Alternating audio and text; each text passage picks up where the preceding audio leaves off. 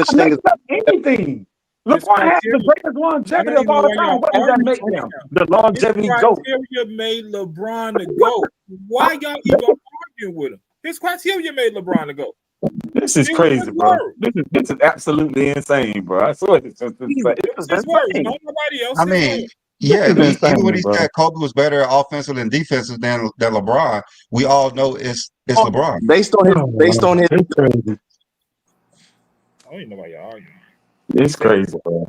I don't even understand how we can say and then we bring actual facts to the table, he'll just sit here and say, well, I'll just use this one specific stat and then talk to us about how we're using other stats. It makes no sense. Facts don't matter. No, that's a lie. That's a lie. That's a lie. Because first you brought up Larry Bird, but then you switched from Larry Bird real quick and went to LeBron. You notice? I noticed you did it. But I didn't say because anything. Larry Bird has a better career. You started with Larry Bird, but then you went to Larry LeBron Bird so fast because I started killing the Larry Bird argument. So you went to LeBron. What argument? Larry Bird has 3 consecutive MVPs. Yes, he does. He does. And that's the only thing you really gonna mention the whole time we talking about this debate. That's the only thing you really gonna have. 3 MVP is the only thing you saying? You know what? No, I'm saying that in the role means. Yeah, it's great. I think we minimize too many things. We minimize too many things. No, I'm not minimizing that he got 3 league MVPs consecutively. That is great. I'm not minimizing. No. That's minimized. That's actually the meaning. I'm not minimizing it. That's great. I'm not minimizing that. That's great. That's definitely great. I'm not minimizing. He got 3 consecutive. He's the only player since what? Bill Russell. Bill Russell to do it. Mingle, you don't have LeBron top 5. Anything you'll say is invalid. I mean, that's your opinion. That's your opinion. It is what it is. That's your opinion. You have 2 players in your top 5 statistically are behind LeBron James in everything. That's your opinion. I mean, hey, everybody got their own opinion. That's not an opinion. That's absolutely a fact. Everybody got their own opinion, right? I mean, you're right. And opinions can be wrong. Opinions can absolutely be wrong. Yes, they can. All right, guys. Let's be known. Mental justice never going to admit to nothing. Hold up for like 1 second. I'm going to ask Chat GTP about this. Okay, who's better offensively or defensively, Kobe or LeBron? All right, hold on for a second. Yo, what's up, Chat GPT? Oh God. Hey, what's up, man? How's the champ doing today? I'm doing good. I know I've been putting some of the transcripts into this chat. Can you tell me a little bit about Mingo Jester? Sure thing. Mingo Jester is a Kobe Bryant fan who ranks Michael Jordan as the GOAT, but places Kobe second. He's known for frequently criticizing LeBron James and enjoys debating against LeBron supporters. While he sometimes provides valuable perspectives, his main focus is on highlighting Kobe's greatness and critiquing LeBron. He's one of the more vocal anti-LeBron voices in GOAT James Kingdom, adding a contrasting perspective to the community's discussions.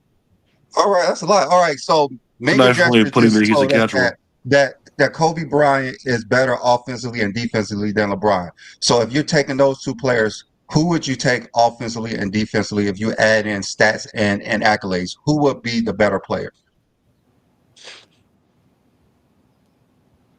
All right, let's break it down. When we combine stats and accolades for both offense and defense, LeBron James holds a clear edge over Kobe Bryant in overall impact. LeBron surpasses Kobe in total points, assists, true shooting percentage, offensive win shares, and offensive box plus minus. LeBron's playmaking and efficiency are significantly higher, giving him a strong advantage on the offensive side. Defensively, LeBron also edges out Kobe in defensive win shares, defensive box plus minus, total rebounds, and blocks. While Kobe has more all-defensive first-team selections, those were largely media-driven. Advanced metrics and overall defensive value lean toward LeBron, especially considering his versatility in guarding multiple positions. In summary, when combining stats and accolades, LeBron is the superior player both offensively and defensively. He outshines Kobe in almost every statistical and advanced metric category, making him the better all-around player. That puts you at 70-0, B-Lee. Let's keep the streak going. Wait, 70-0? You weren't debating him. Oh, that's cool. All right, so we just heard it from AI. Mingo Jester, you're wrong, buddy. Big facts, by the way. Big facts. Bro, that's nasty work. What the hell is going on here? Like transcripts in there, and they know everything about. Brandon, do it for Kobe and Larry Bird. I'm just curious. Do it for Kobe and Larry Bird. That's all right. Are we doing offensive, defense, or just all time? Which one are we doing? Just do it for Kobe and Larry Bird. Doesn't matter. Just do it however you want to do. Just all time. Okay. I mean, Kobe does smoke Larry and overall accolades. Twin Man wants to know all time who's better, Kobe or Larry Bird. Kobe. Got it. Twin Man, let's break it down objectively. Comparing Kobe Bryant and Larry Bird all time is a classic debate. Both are legends, but let's look at the key metrics that matter. Accolades, stats, impact, and intangibles. Kobe Bryant, 5-time NBA champion, 2 times Finals MVP, 1x regular season MVP, 18 All-Star, 11 times All-NBA first team, 2 times scoring champion. Bird, 3-time NBA champion, 2 times Finals MVP, 3 times regular season MVP, 12 times All-NBA first team, 3 times All Defensive second team, 1 time Rookie of the Year. Kobe Bryant, 33,600 points, 7,000 plus rebounds, 6,000 plus assists, career averages 25.0 PPG, 5.2 RPG, 22.9 PR, 172 West, 214 VORP.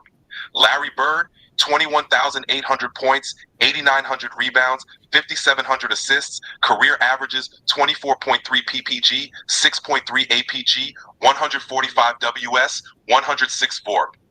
Impact and intangibles. Kobe, known for his scoring prowess, clutch performances, and longevity, he led the Lakers to multiple championships, especially the post-Shaq era titles in 2009 and 2010. His work ethic and Mamba mentality are legendary. Bird, one of the greatest all-around players known for his basketball IQ, passing, and shooting, he brought the Celtics back to prominence in the 1980s, winning 3 titles and 3 consecutive MVPs. His impact on team success and his rivalry with Magic Johnson defined an era. Overall comparison, longevity and scoring, had a longer career and more cumulative accolades. Peak impact, Bird's peak straight MVPs is one of the most impressive in NBA history. Defense, Kobe had more all-defensive selections, though Bird's defensive impact and rebounding were significant for his position.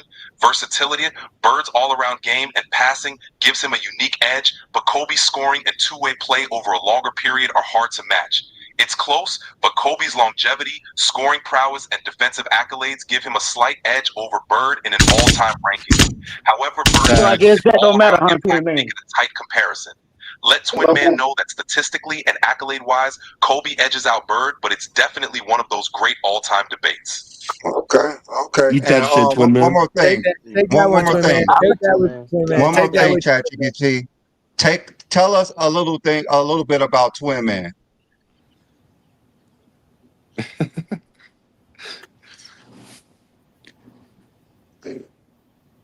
He doesn't want it.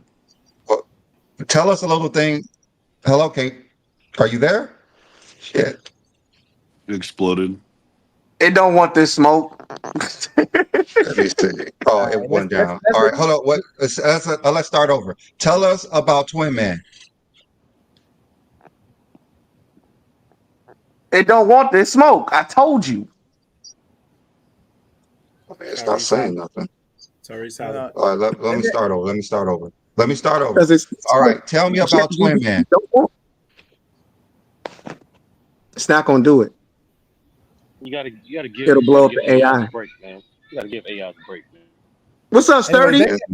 Wait, let's study in. But let me also address this comment here. This channel makes the same drama or GOAT debate shit every day. Same old till blue in the face. Yes, we are GOAT James Kingdom.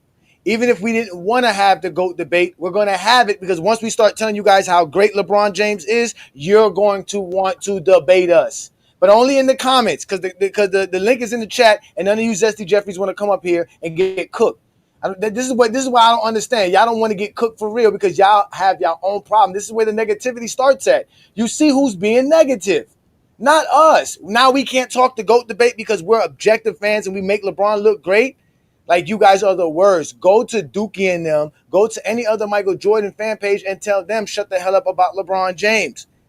That's all they do. I see Zesty Jeffrey shows where they have tickers on several topics, but the main topic for their show is a LeBron James topic, even though they're talking about 4 different other things other than LeBron James. So stop coming over here with your nonsense because we don't run from the GOAT debate. We don't run from it. We attack it head on. We're here for the GOAT debate every Sunday, noon Eastern time. Go get some Zesty Jeffries. Tell them hit that link and watch what happens. A Sturdy, thank you for joining us, the GJK member. What you got for us today, brother? salute everybody. It's been a minute. First, out of respect, I'm gonna answer the topic of the video, which is the all NBA teams, just like most, there's one of the few accolades that help paint a frame picture of how those players were perceived during their time.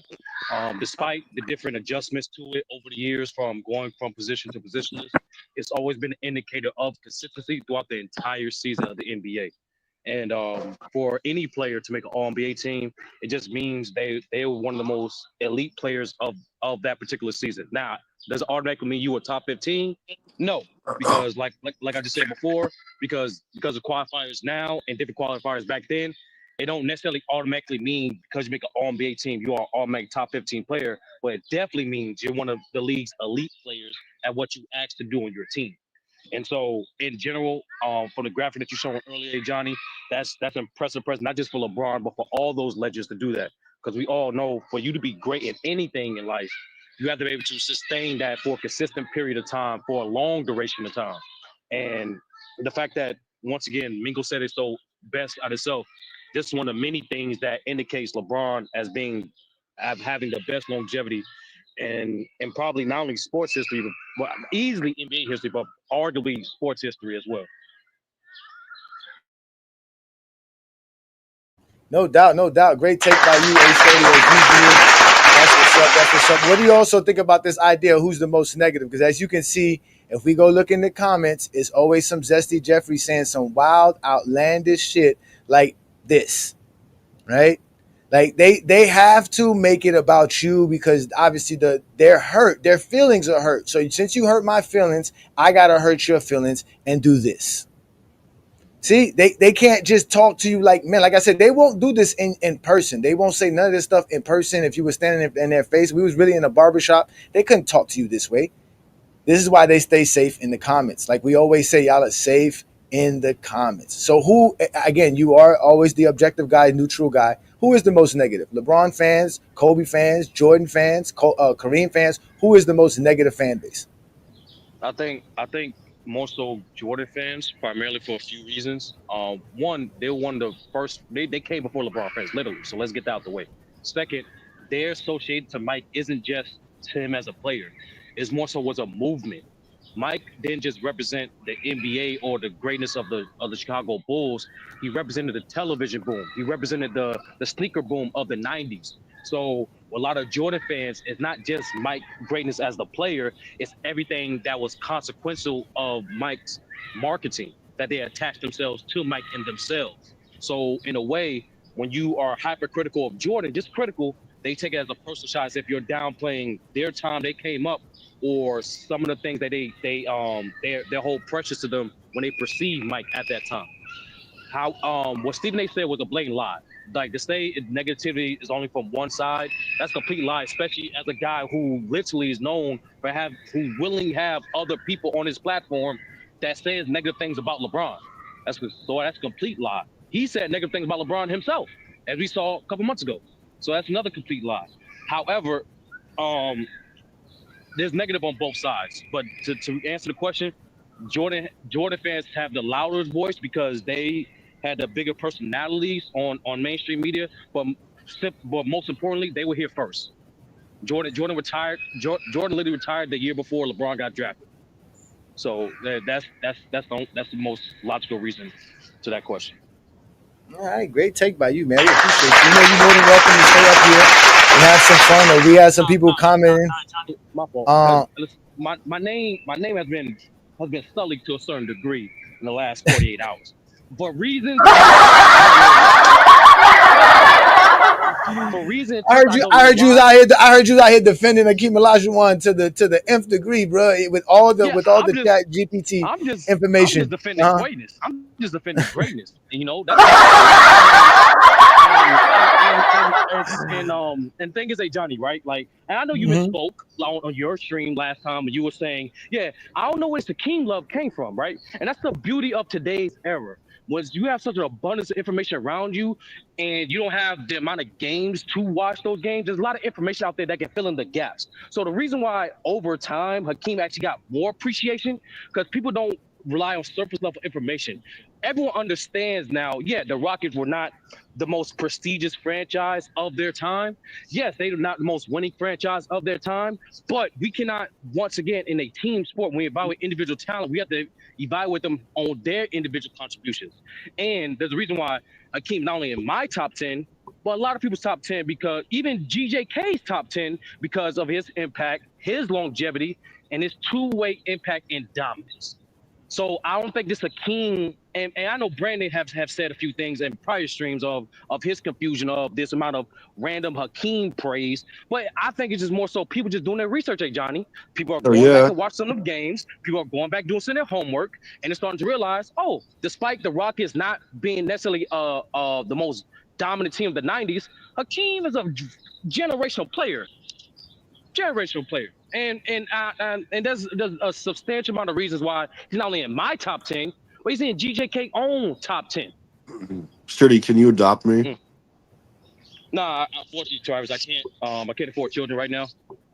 Fuck, I'm man. working on it. But the problem with that though is what we always say with GJK is how it depends on how you want to argue the argument. We had Brandon Katz come up here argue saying that, oh no, Mingo just saying we use stats when we want to use stats. The reason Akeem Olajuwon ranks so high on our list because we do recognize totals, and when you recognize totals, Akeem Olajuwon definitely has a place in the top 10 of all time. So that's why he ended up being in our top 10, because his totals are definitely one of the premier. He's number one in blocks all time.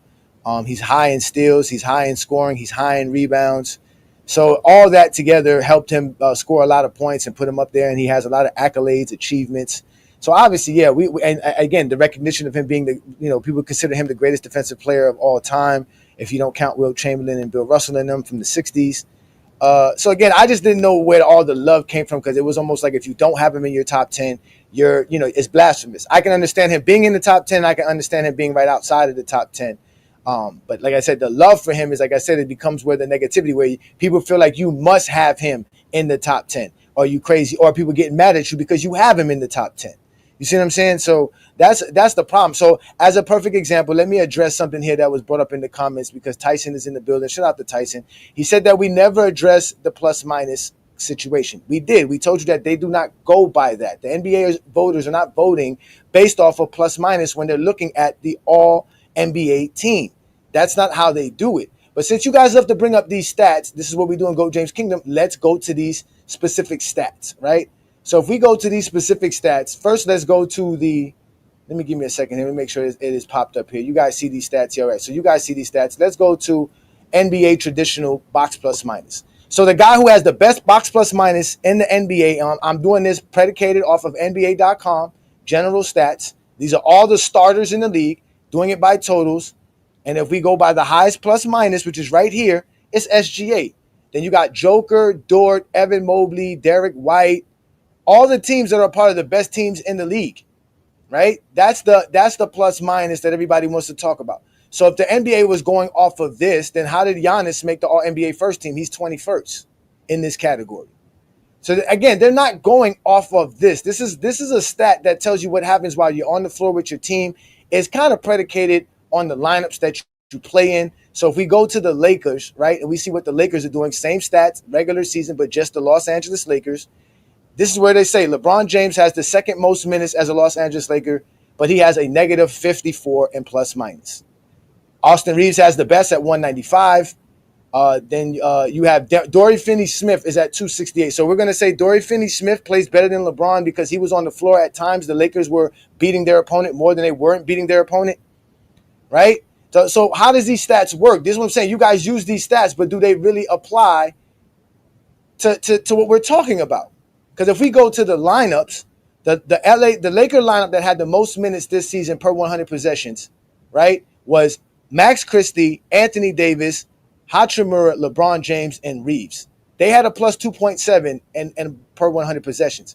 But the second most minutes, LeBron James was a part of that lineup, and they had a plus 24. So if we keep going down the line, LeBron James are a part of all of these lineups. So he's a part of the winning lineups. But he's also a part of the losing lineups, where it's him, Luka, Hachimura, Jackson Hayes, and Reeves on the floor.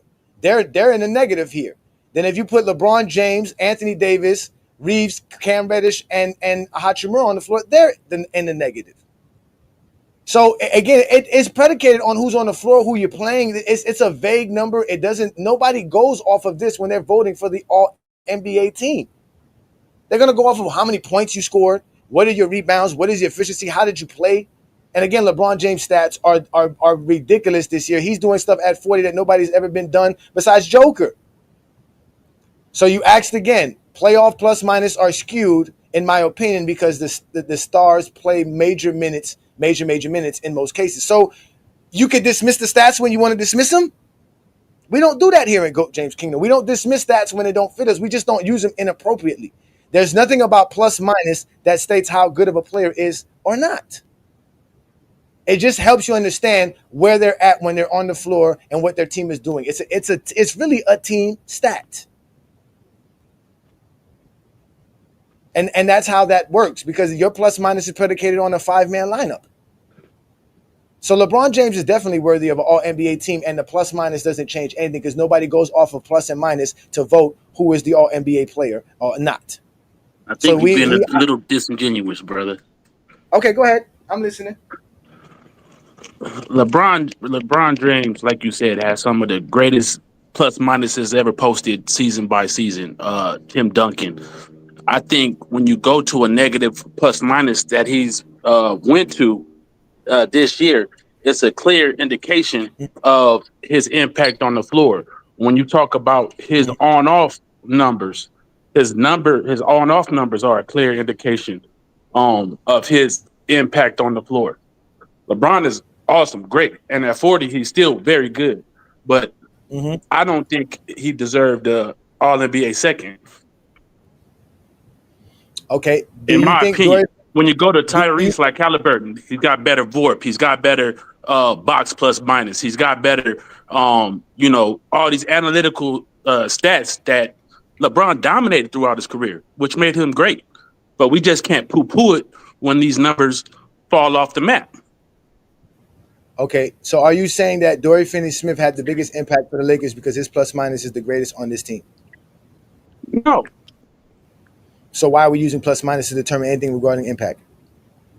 Because when we talk about star, you comparing role players to supposed stars. No, so it's role not, player, yes, a role player. But if LeBron is the most impactful player on the court, if LeBron is supposedly worth the second nod, nobody's saying Dorian Finney-Smith should be in these conversations. Come on, you comparing apples to oranges. No, we're not, because the stat doesn't do that. The stat doesn't separate it by stars or not. It just separates by who's on the floor and what happens while they're on the floor. That's the whole point. It's a vague stat. So you're telling me Anthony Davis is less impactful than Austin Reeves? Again, you comparing apples. So a role player that's on the court while Anthony Davis on the court or whatever have you. Austin Reeves is not a role player. He's a full-fledged starter, averaging over 30-something minutes. Austin Reeves. Starters are role players too. So everybody's a role. Everybody's a role player. that's what I'm saying. Everybody's a role player. Man. What do you mean? Everybody's a role player. So you're telling me Austin Reeves doesn't count? He's getting more minutes. He's playing all this time, and but he's on the floor, and his plus minus is 195. So you're telling me he has no impact on the team having a 195 plus while he's on the floor? When we go to the stars of the league, they're usually if they're considered good or impactful, they usually are pluses in these categories. So now you want to compare it to other players on the team who are on the floor with LeBron James and all this other stuff. But if we compare it to other stars across the league, their numbers are going to be different. Luka Doncic is 176. It's less than Austin Reeves.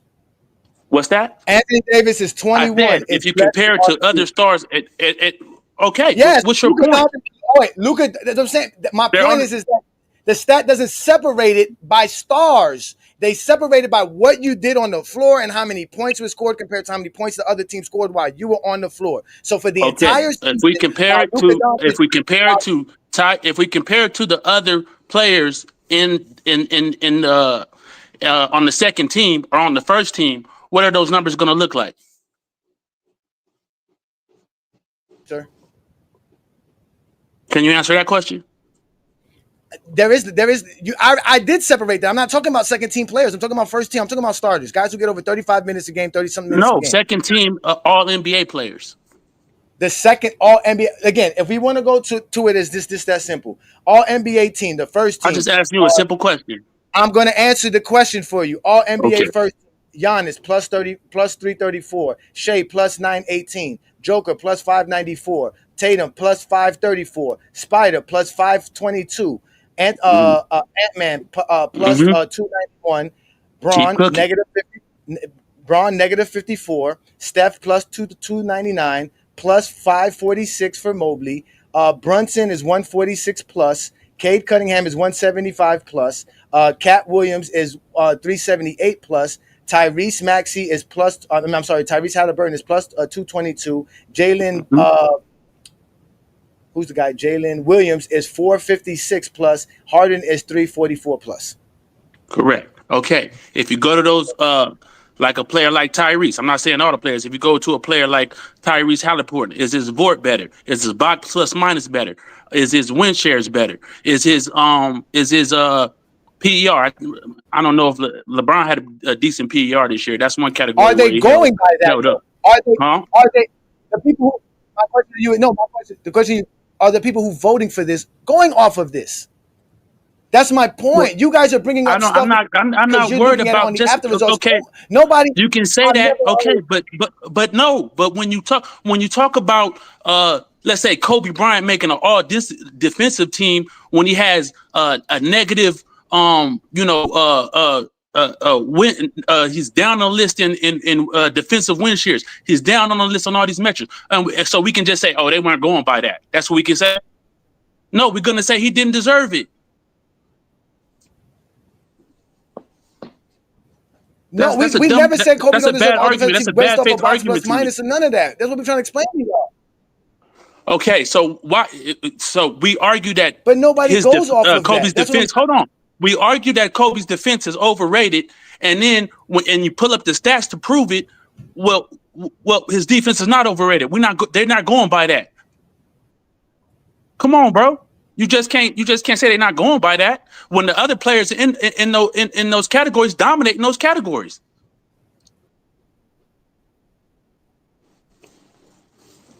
No, but nobody. The coaches were not voting Kobe all defensive team based off of advanced metrics. That's the point. Nobody goes off of this stuff. These are arguments you guys try to have to try to sound smart on social media.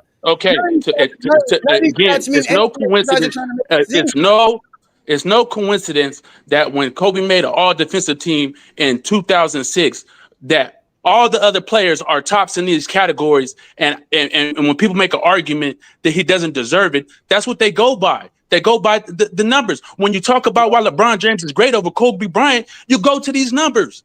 And now when somebody else does it, you say, "Oh, that don't mean nothing." No, we Come don't. on, bro. No, you don't, because LeBron was 7th in VORP in today's NBA. So how is he not? Oh my God. Okay, I'm trying to stay calm, bro. Tyson. Yeah, stay calm. Stay calm because your exposure comes very shortly. LeBron James is 7th in VORP. That's a stat you brought up. LeBron is 7th in VORP. You said that's not all NBA. None. He's 7th. What is Tyrese Halliburton? Tyrese Halliburton is 4th. Okay, I know that's that. exactly what I said. Wait. That's exactly what I said. But LeBron is 7th. That's exactly what I said. I didn't say he wasn't 7th. Did I say he wasn't 7th? But you said that you used the because remember we're talking plus minus. We're talking plus minus. I told you plus minus does not dictate how good you play on the basketball court or not. It does not.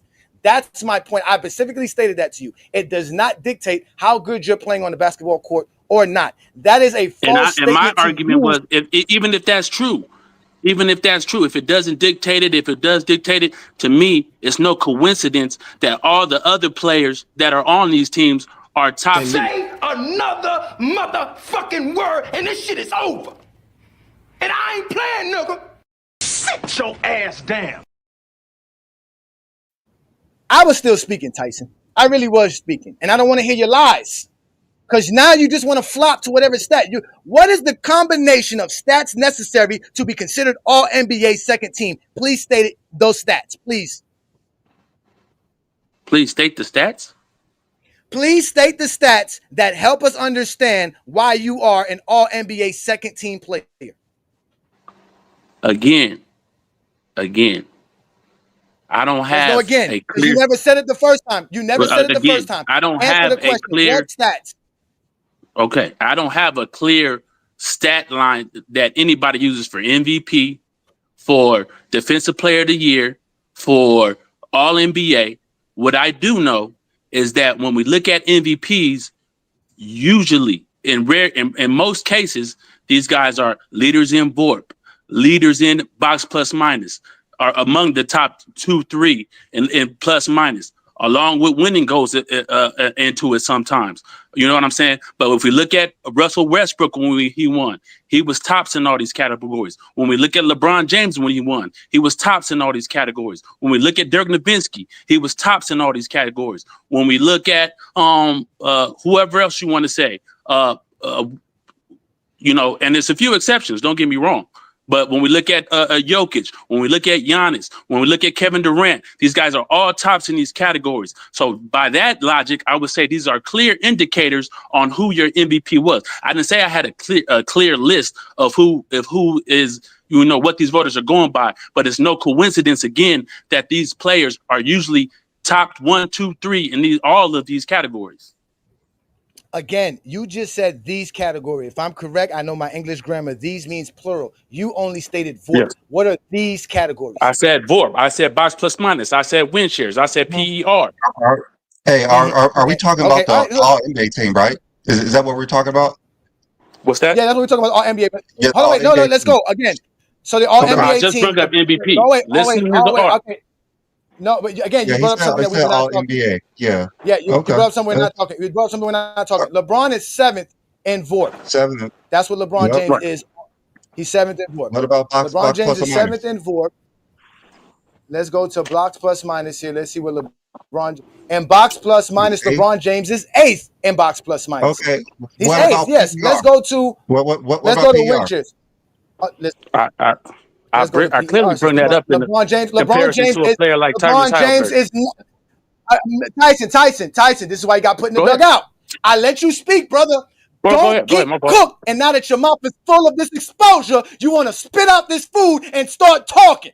I gave you your minute to speak. You said the You got stats we wanted to find. We found these stats, and you claim LeBron James dominated when he was an MVP, which means he has to be in the top 5 to be an MVP. But he's in the top 10 in 3 of the 4 categories you just mentioned, which would make him and constitute him for second All team. NBA second team. Let's go to win shares. If we go to win shares, LeBron James is not in the top 10. So there you go. You have LeBron James outside. He's 26 in win shares. That's where he's at. Donovan Mitchell, who made the All-NBA first team, is 29th on win shares.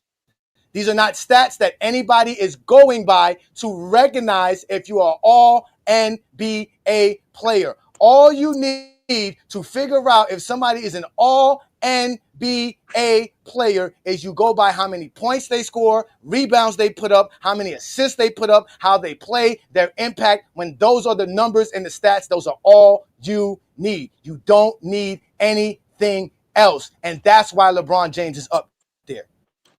Because LeBron James is not only is he one of the best scorers in the league, he's one of the best passers in the league. He's top 10. He's 6th in assists. If you want to go to scoring, LeBron James in scoring is top 15 in scoring. So he's one of the best scorers, one of the best passers in the league. LeBron James is shooting over 50% from the field, over 37% from the three-point line.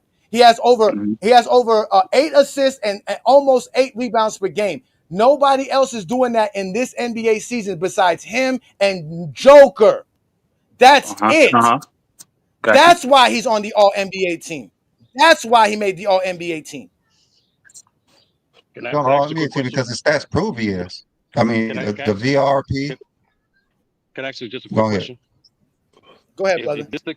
It's not even about LeBron per se. It's about more so the what the voters see to elect these guys on NBA. I don't think it's primarily numbers, because if it was, J-Dub would make All-NBA third team. J-Dub not top 15 in none of these stats. I think J they're Dub looking at your. is one because he's also one of the best That's what I'm defenders saying. in the league.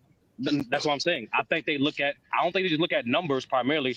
I think they look at your role and what you're asked to do on your team, and how that equate to the success of it.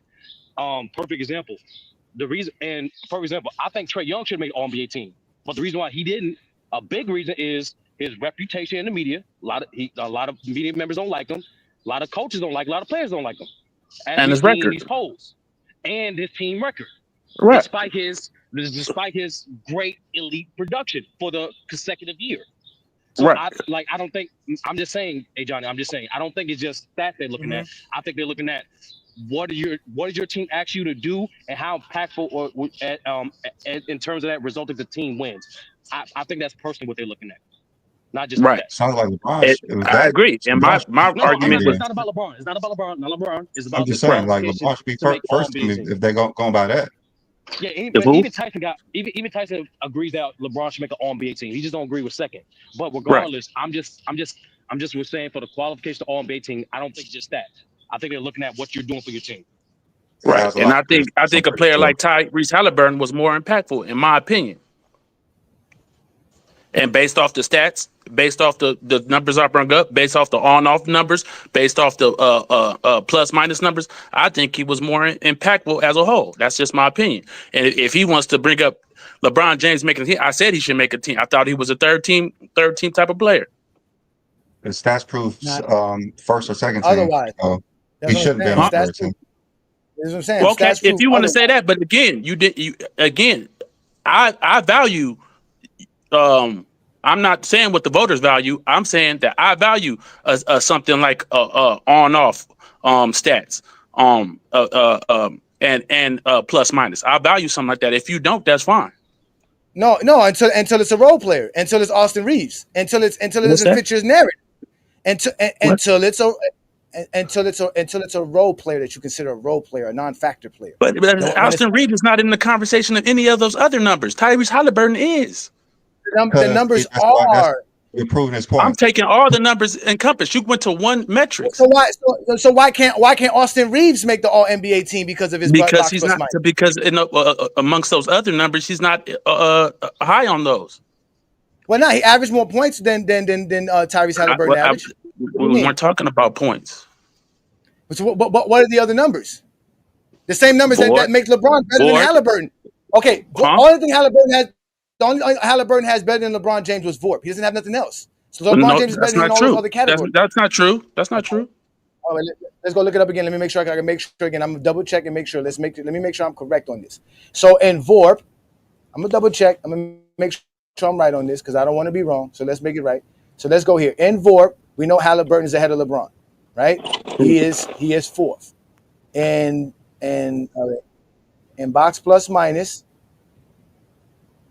Halliburton is, give me a second here. Let me double check this. All right.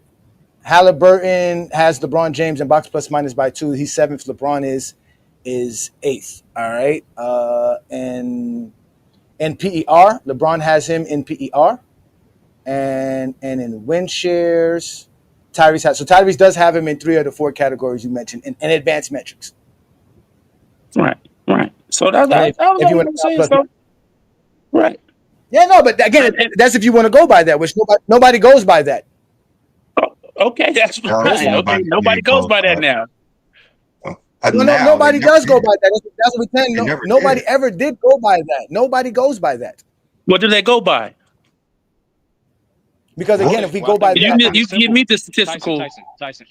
I don't think it's stats. I don't think it's stats. No, it's not just this. I know it's not completely stats. Again, I know they look at all these things again, but when they have the same record, I think they have the same record this year. Am I correct? I think they had one less loss. I think they won 49 games, if I'm correct, or 48 games.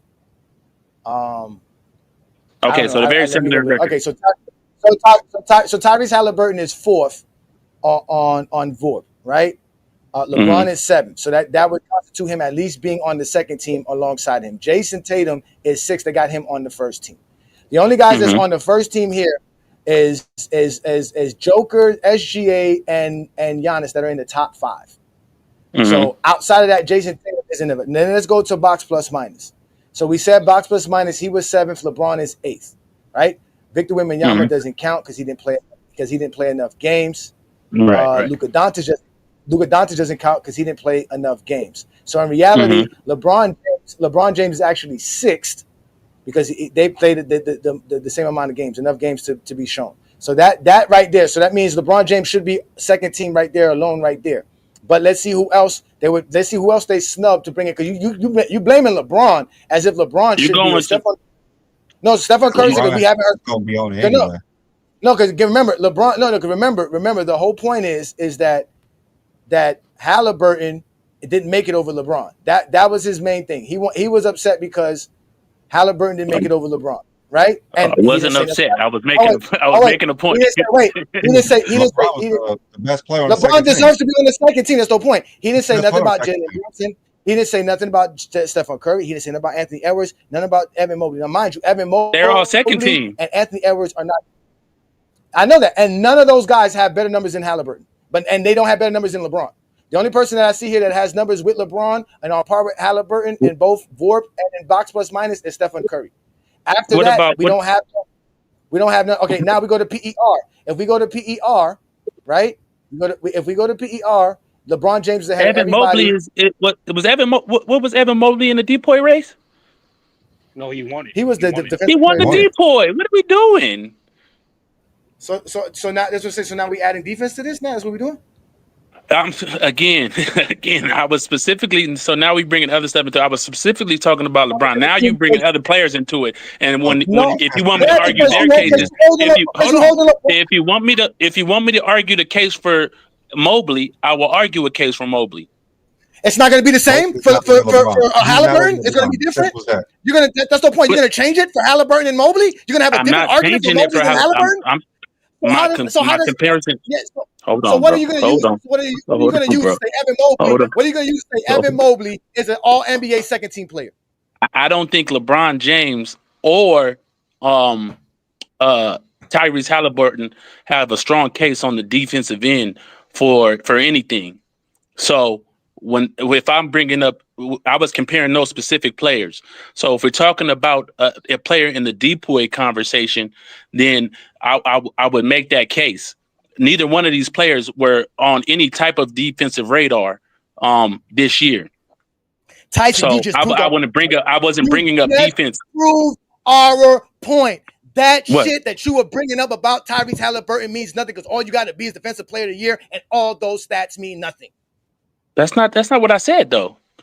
That is exactly what you just said. Evan Mobley is not nowhere in top in VORP, PER, any of those numbers to be a better than Halliburton. But because he's defensive player of the year, you say he's better. What are you yelling for? Because you're a liar.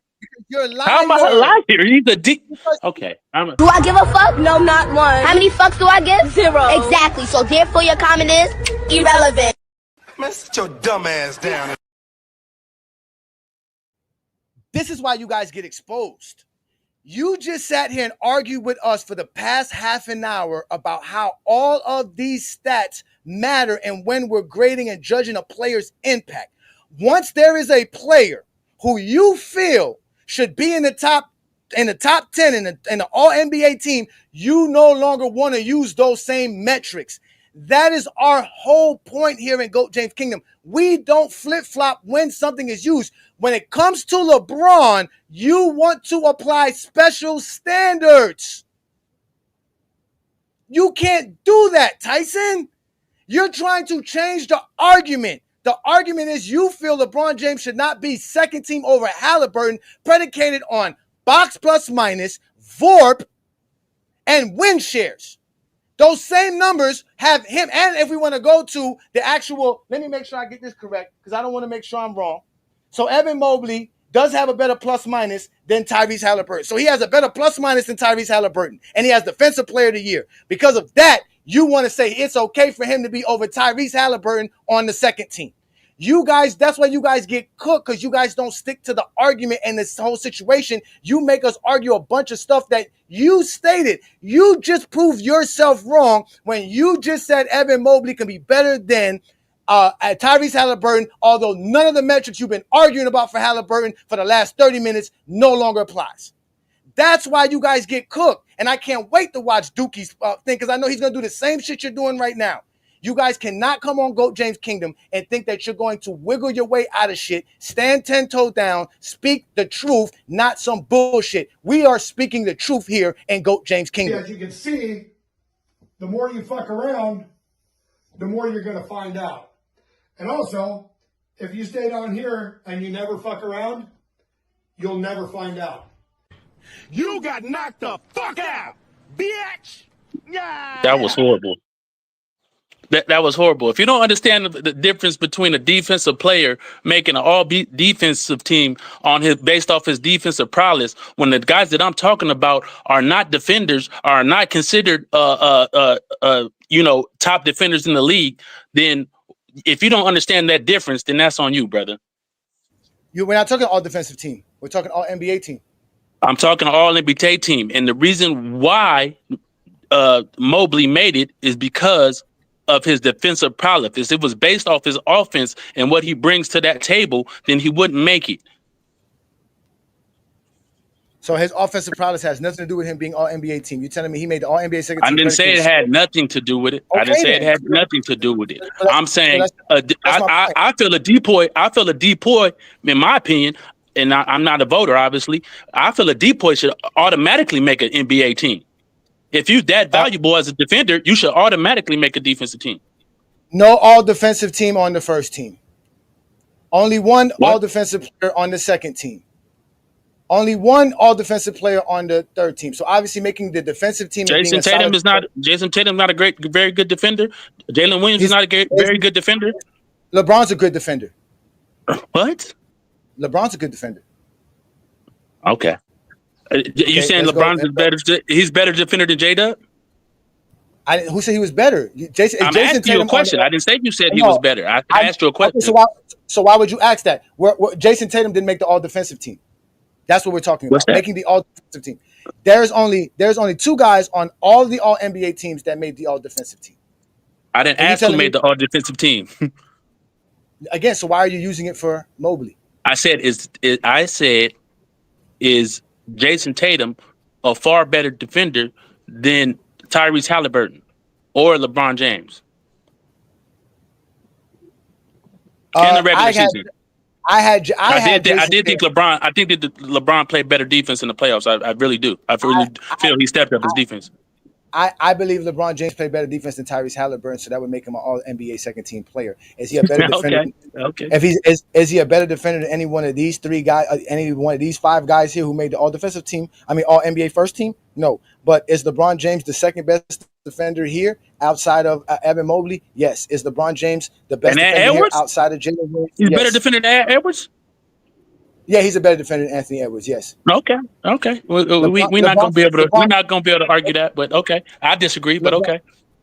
I mean, we can just use the numbers that you want to use. You see, again, you like numbers. Like, there's numbers for all of this, sir. Like, there's numbers for everything that we want to talk about. Like, that's the point. Like, there's numbers for all of that. Who averages more defensive rebounds? LeBron. Okay. Like, that's my point, bro. Like, these stats should be used universally. They shouldn't just be used whenever you want to use them and not use them. They should be universal. Okay. I wasn't talking about defensive rebounding, but go ahead. That's fine. So that's not a part of defense. That's not a part of defense. You can say that, but it's been players that weren't defensive rebounders that you know what I'm saying, were still great defenders, and we didn't consider their rebounding as a negative for their position and whatnot, those things. When Anthony Edwards is a shooting guard, or you know what I'm saying. So, but that's fine. Go ahead. They were saying that it's a negative for Anthony Edwards. It's just not a better defensive rebounder than LeBron James. Okay, that's fine. That's fine. Right. So, okay. Right. You can use that. You can use that. So that means LeBron James can do something Anthony Edwards can't do on defense. That's a part of it. The same way Anthony Edwards could get more steals than LeBron, but we don't say this because he's a guard. That's just because that's what he does better than LeBron. He gets more steals than LeBron. That's what guards do. We don't hold that against Anthony Edwards. We don't say Anthony Edwards shouldn't be considered great because he can steal and LeBron doesn't steal because he's a guard or not. Right? I mean, that's what I'm saying. Like, we don't do that. That's what I'm trying. We use all stats across the board, and we use them fairly. We don't change it predicated on what we want to use, what we like. We know the stat that we use, we understand them. So you and we compare, explain so you saying you compare point guards to centers and say he's a better rebounder? I say better defender, depending on how good they play defense. So as good as Right. whatever. No. I asked a simple question. Hold So on, let me answer your question. Let me answer your question. If I'm grading you as a shooting guard, I'm grading you as how good you are as a shooting guard compared to how good LeBron James is as a forward. LeBron James is better at his position, defending his position, doing what he does with his position than Anthony Edwards does with his position. Okay, I disagree, but okay. LeBron James could do more defensively than Anthony Edwards as well. LeBron James had the better. LeBron James had the better defensive box plus minus. Anthony Edwards has the better defensive win shares. Mm-hmm. So those are tough in the defense, and I think you would agree. Those are tough stats to quantify defense. Rebounding plays a big part in box plus minus. So yes, LeBron is the better rebounder, so that equates to that. And even defensive win shares is it's hard to qualify. You don't necessarily get points for stopping your man in those categories necessarily. You know what I'm saying? So those are tough. I think you would agree. Those are tough metrics to define defense. When offense is more points, assists, rebounds, really quantify how good of an offensive player you are. So defense is a little bit, vague in those categories. Would you agree? No, if you know how to look up the stats and search through them, yeah, you can figure out exactly what you're looking for. Just talking about box plus minus and win shares, just based off those stats alone. Not going further and looking at how often you stop your man, how bad they shoot when you're defending them, blah blah blah. Things of that nature can tell a bigger tale. But when you're looking at those block plus minuses, those numbers are more predicated off points, rebounds, assists, the things that we can really quantify offense with. It's hard to quantify defense with rebounds, steals, and assists. Rebounds, steals, and blocks. Very interesting that you say that, because that's what Friday Night Show was about, and I was perplexed that Mr. Kamara from the Pacers made the All NBA, the All Defensive team, and I was very perplexed by that. I didn't understand why. But let's go ahead and bring up these numbers since you want to talk about these numbers. So let's go ahead. Anthony Edwards is a -7, -0.7 when he's guarding his man. Okay. If you look at LeBron James, it's -2.4. So when LeBron James guards his man, he does a better job than Anthony Edwards does guarding his man. LeBron James does have a defensive rating of 114. Anthony Edwards is better at 111.4. Right.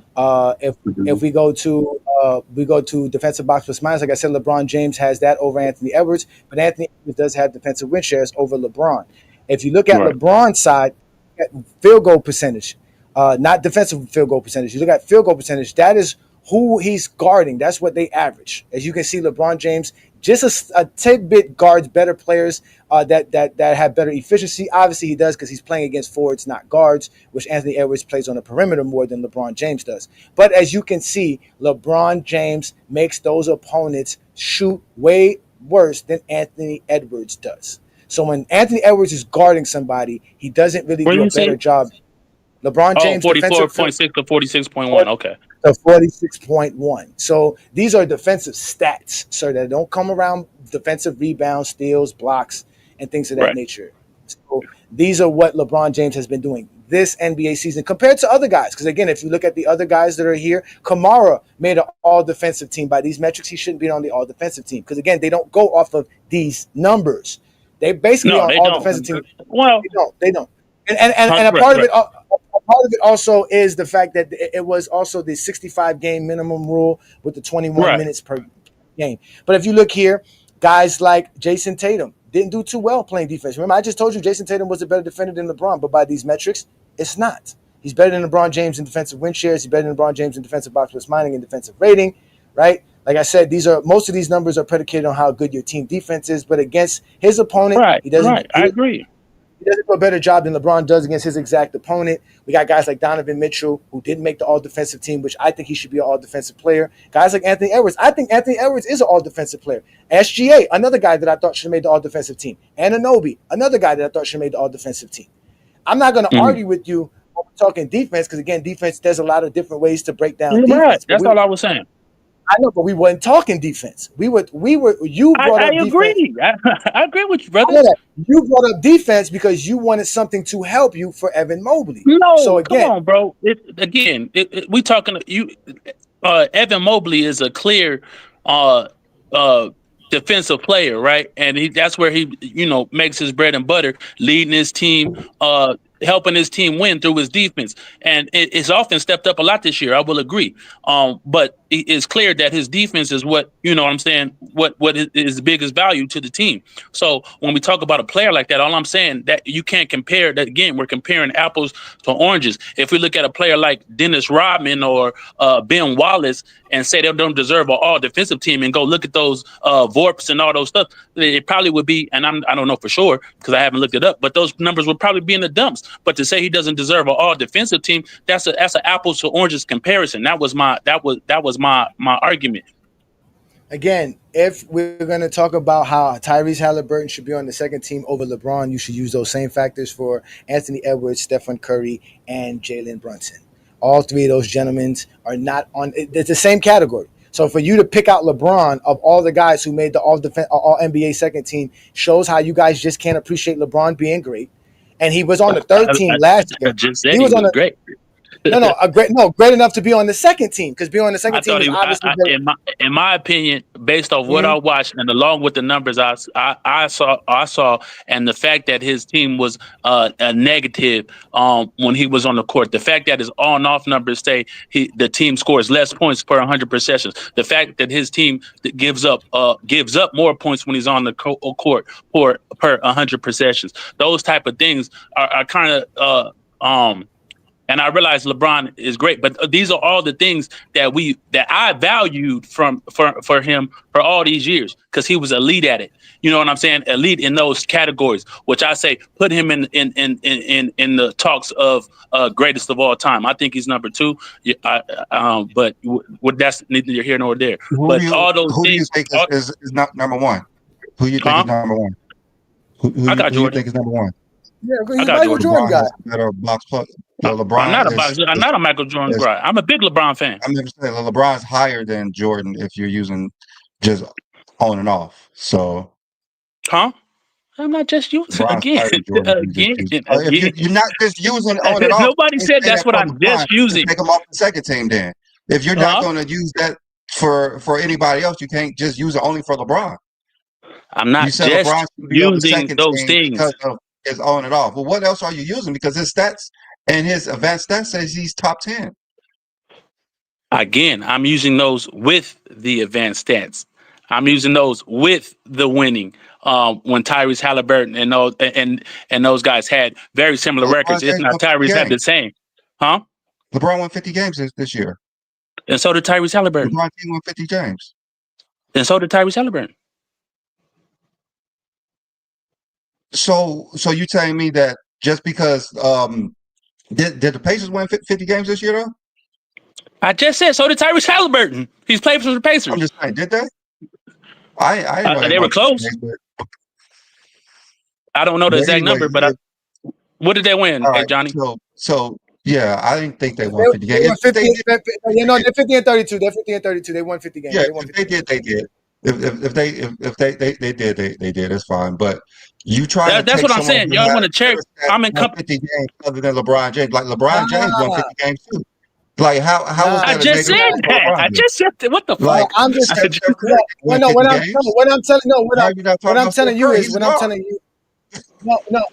I'm telling you is that Halliburton's 18, 9, and 3.5 on 47% shooting and 39% from the 3-point line is not better than LeBron's 24, 7, and 8 on 57% shooting and 37% from the 3-point line. That's the point. LeBron James played better. Halliburton played 3 more games than LeBron played. He does. I mean, He only averages one more assist than LeBron. So it's not like he's out here just dogging LeBron on the assist factor. So LeBron's outscoring him, still able to produce as far as playmaking wise. LeBron's the better rebounder, the better defender than Halliburton at the end of the day.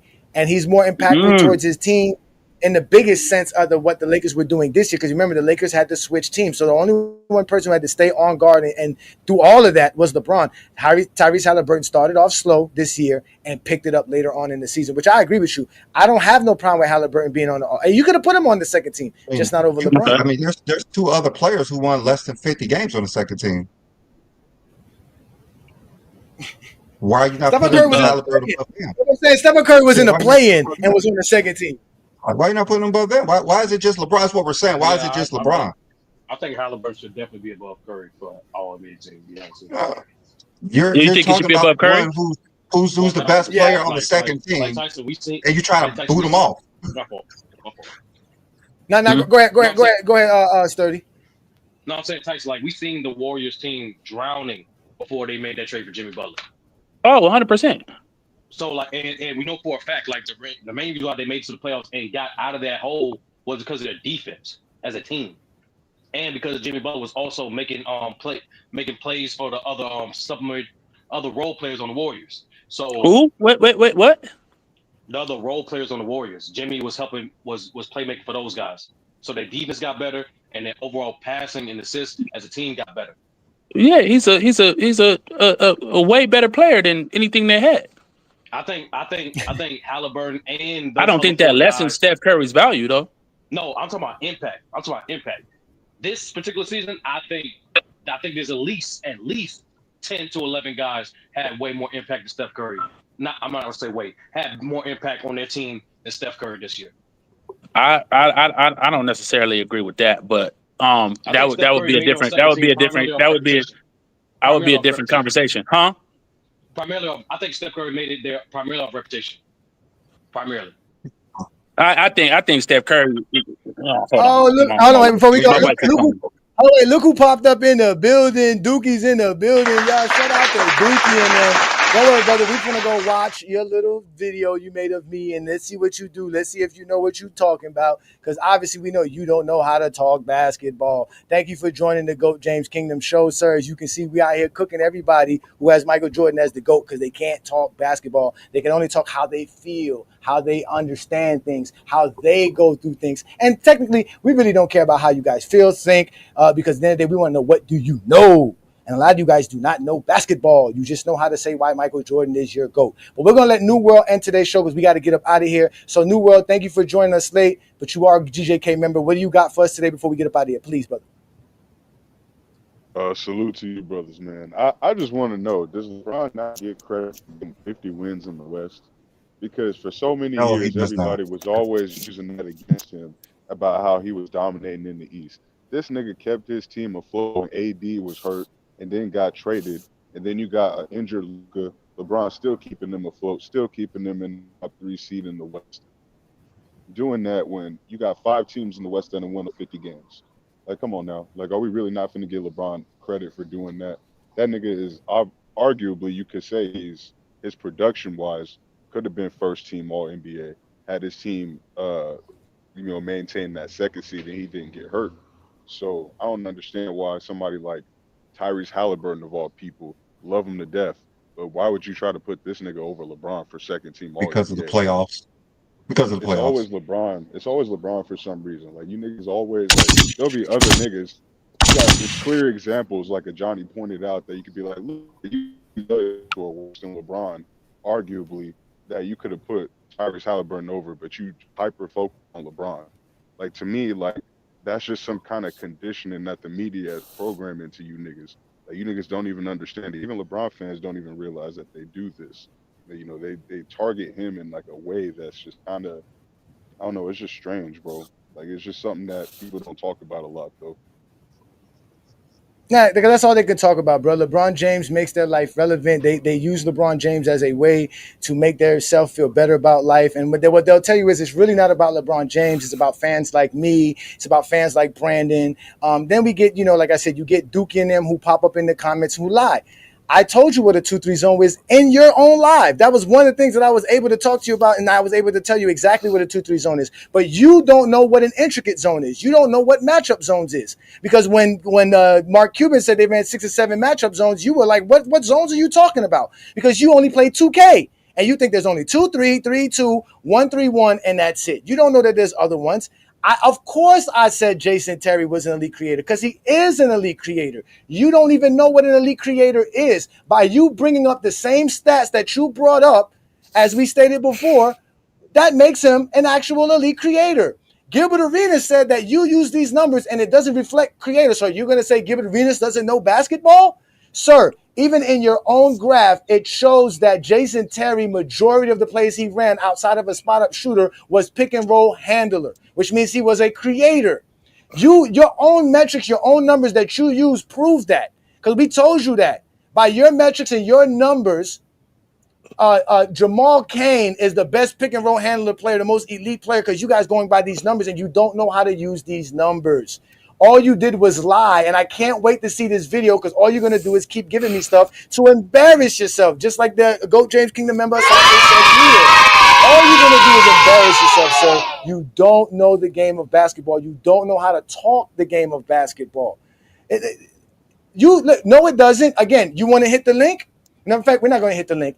Brandon, do you want to? Oh, you gotta go. You got something to do later. Yeah, I was going to say, I'm about to head out. I was going to. Yeah, I was gonna say, do you want to watch this video together? But you got to get up out of here. So at the end of the day, Dookie, I'm gonna go watch your video. Everybody, go watch Dookie's video. Great job tagging us. I appreciate you for tagging us. Let me put my face up on the screen. Thank you for tagging us, because at least you were man enough to tag us when you talk about us. Now we're gonna go run at your little 10-minute video. Y'all make sure to like his video and let him know all his silliness, and we're gonna see what you're talking about, because I already cooked you on all of this. But like we always tell you guys, ladies and gentlemen, we are the GOAT James Kingdom platform. We go live every Sunday noon Eastern time to talk the GOAT conversation and how LeBron James is the GOAT of basketball. We let any Zesty Jeffrey up, any other LeBron fan up, any other Michael Jordan fan, Kobe fan, whatever it is. That you're an NBA fan, you're more than welcome to show up on the GOAT James Kingdom platform. Brandon and I do not fear none of you Zesty Jeffries. So make sure you come through and support what we do here in GOAT James Kingdom. As I told you before, you can always catch us on Saturday as well, because we do the Radar Show on Saturday right here on the GOAT James Kingdom platform. Yesterday's show was actually great by you guys. Great show, guys. It was a great show, as we were talking about more than just basketball on the Radar Show. So shout out to T Perfect, John, and Brandon for doing that. Obviously, if you want me, Dookie, you know where to find me. I was live Friday night. You were nowhere to be found. Don't act like you be watching basketball games and you know the games, because you don't. But again, you can catch me every Friday night on the Friday Night Exposure with The Exposer. We do this best. Again, I am A. Johnny The Exposer. My partner B. Lee, the sports analyst. We are GOAT James Kingdom. We shut down all Zesty Jeffrey logic. We shut down all LeBron haters, because we are the best at talking the game of basketball. If you want to support what we do, all you got to do is hit that join tab and become a member of the channel. When you become a member of the channel, you'll have different tiers that are available to you. It's only $4.99 to become the lowest tier, which is the Knights of GJK. Support what Brandon and I do by doing that. And Brandon and I can't tell you guys thank you 160 million times for what you guys do for us. And obviously, you know, as GOAT James Kingdom members, we have watch parties. We watch the basketball games. We get along. We have special contests where you can get $100. Axe 30. Sturdy got $100. Predicated off of GOAT James Kingdom running around here saying silly stuff. But then again, today's show, we also gave praise to Score Society Brand and Podcast. Y'all make sure to check out Sean Amos's page. This brother does a great job talking sports and basketball in general. And with that said, ladies and gentlemen, this is GOAT James Kingdom. Before we go as well, we also added another show to our program, which is the Allen Powell Show on GOAT James Kingdom. Every Wednesday night, 9 p.m. Eastern, 8 p.m. Central, you can catch Allen Powell's show right here on GOAT James Kingdom, or you can go right to Allen Powell's channel, subscribe to his channel, hit that ring notification, and let them know when you, so that you can know when they actually going live and doing big things. But like we always told you here in GOAT James Kingdom, we don't run from none of you Zesty Jeffries. We continue to show you what's up, and if you show up on this panel, you know what's going to happen to you. As you can see, the more you fuck around, the more you're going to find out. And also, if you stay down here and you never fuck around, you'll never find out. You got knocked the fuck out, bitch! Yeah! If you're a basketball fan and you're tired of basketball shows that talk about fake narratives and using non-basketball terms like killer instinct, playoff translation, gravity, come to GOAT James Kingdom.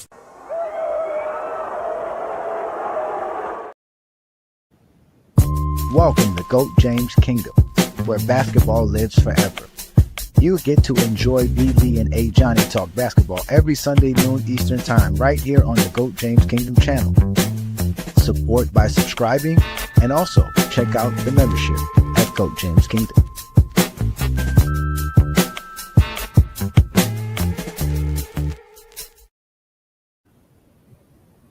Cupcake, you talking that goofy shit. We talking Bron, nigga. 66,000 minutes, nigga. Respect, Lord. Nigga 38 doing it. Fuck is you talking about? Those guys aren't greater than Bron. Niggas cupcakes when they come to Bron. I'm talking about cupcakes. I'm saying top 5 today. Nigga, I'm talking about today. We're not talking about body of work. Fuck is you talking about then? Cupcake? Fuck you talking about? Motherfucking B had 15 points in a game 7. Al Horford. Wanna hear that shit? Get the fuck out of here. Bron, nigga. I ain't putting none of them niggas in front of Bron. Nah, I'm calling it a spade a spade. This is straight spades. Spade. Fuck is you talking about? That's why LeBron's trash. Trash. LeBron Ramon James Sr., born December 30th, 1984 at approximately 4:04 p.m. Eastern Standard Time, the greatest human being blessed among us mere mortals. 4 rings, 4 MVPs, the league scoring record, and he got more records than MJ and Kobe combined. Loving husband and devoted father of 3. Don't you ever disrespect my basketball daddy, you understand me? You know what? Log off, uninstall the game, and tell your mama to ground you, cause your mouth is reckless. Go disrespect LeBron James. Oh, I cannot believe you. I hope you break your ankles next pickup game, little nigga. Lakers in 5. Baby! He disrespect LeBron again.